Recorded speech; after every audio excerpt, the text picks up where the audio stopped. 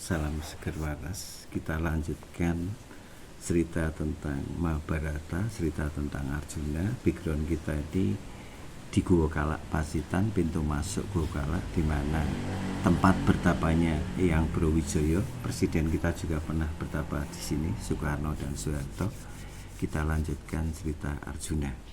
Nah, proses Arjuna itu dalam literasi manuskrip menceritakan tentang literasi Arjuna Wiwaha. Kalau di Bima itu kan Diwaruji lah. Dalam proses Arjuna Wiwaha ini kegalauan Arjuna melawan Pandawa, kemudian disarankan oleh Begawan Abhyasa untuk pergi ke Indragila, Gunung Indragila. Di Gunung Indragila Sang Arjuna disuruh bertapa menyamar dengan nama Begawan Ciptoning atau Begawan Mintorogo.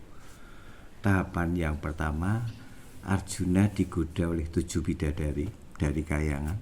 Nah, tahapan yang pertama digoda 7 bidadari itu Arjuna lolos. Terus tahapan yang kedua digoda oleh Betara Indra yang menyamar menjadi seorang Maharsi, namanya Resi Padya. Kemudian terjadi perdebatan, "Hei Arjuna, mengapa kamu bertapa menggunakan senjata?" Kemudian Sang Arjuna menjawab, "Kapasitas saya bertapa bukan seorang Brahmana, tapi bertapa sebagai dharmanya satria."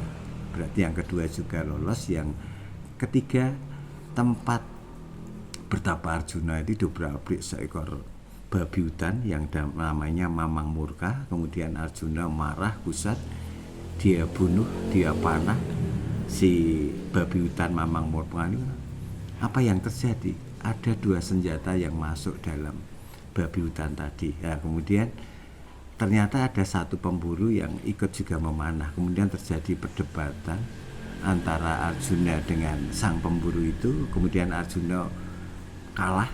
Ternyata pemburu tadi manifestasi dari Bathara Guru yang menyamar. Kemudian Bathara Guru atau Siwa menyarankan, kalau kamu ingin mendapatkan senjata Pasupati, kamu harus pergi ke Ayangan untuk belajar rasa, ilmu untuk melembutkan soulnya, naluri hidupnya. Kemudian dia disuruh untuk belajar menari ke Kayangan, diantar oleh Betara Indra. Di Kayangan dia ketemu Citrasena dan Warsi, guru narinya. Kemudian juga lolos. Terus yang terakhir oleh Bathara Guru atau Siwa, Arjuna disuruh untuk membunuh raksasa yang menjadi musuh bebuyutan Kayangan, namanya Prabu Niwata Kawasa. Niwata Kawasa itu orang yang sakti. Kemudian Arjuna mendapatkan titik lemahnya, kemudian dia memanah ujung lidahnya itu, akhirnya lolos. Akhirnya Niwata Kawasa terbunuh. Disitulah Arjuna akhirnya mendapatkan hadiah Pasupati dari Bathara Guru. Cerita filosofi ini menceritakan tentang Arjuna Wiwaha itu teknik untuk memahami entitas kekuatan tubuh kita yang dalam hidup kita itu kita harus belajar yoga, semedi, dan meditasi.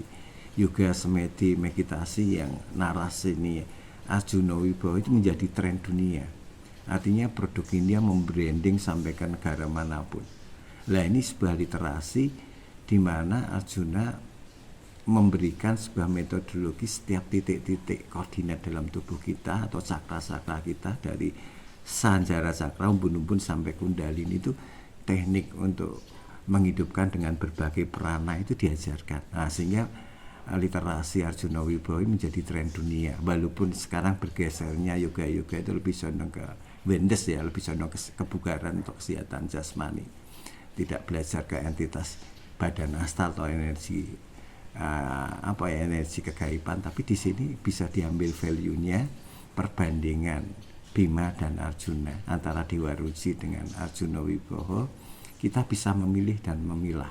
Kita mau memakai metodologinya Bima yang orang umum atau tidak normatif tadi dengan Tantra Bhairawa, atau secara gradual Arjuna Wiwaha dalam mencapai kesadaran hidup untuk mencapai pencerahan dengan teknik-teknik yoga ini secara gradual.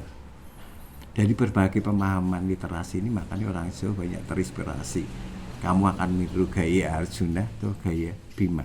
Yang satu yang tidak normatif orang umum, yang satu normatif secara gradual. Yang satu sampai mencapai Brahmana, Sang Bima, yang satu hanya Darmaning Satria.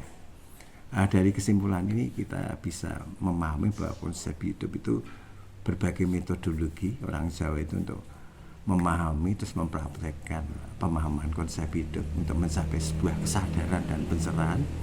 Makanya aku menyarankan tergantung diri Anda mau memilah dan memilih model satria yang kayak Bima atau Arjuna, way of life.